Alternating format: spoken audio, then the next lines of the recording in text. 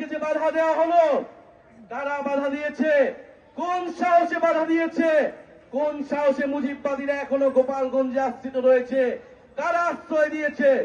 দ্রুত সময়ের মধ্যে বিচার যদি না হয়, আমরা আবারও আসবো গোপালগঞ্জে।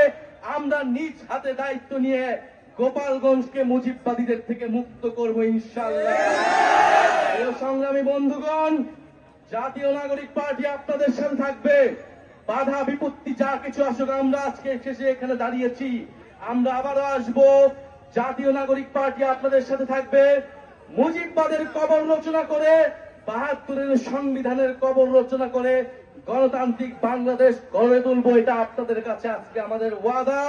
আজকের এই দিনে আবু সাইদ শহীদ হয়েছিলেন, আমাদের ওয়াসিম শহীদ হয়েছিলেন, আমাদের ৬ জন শহীদ হয়েছিলেন। সেই শহীদের রক্তের শপথ মুজিববাদীদের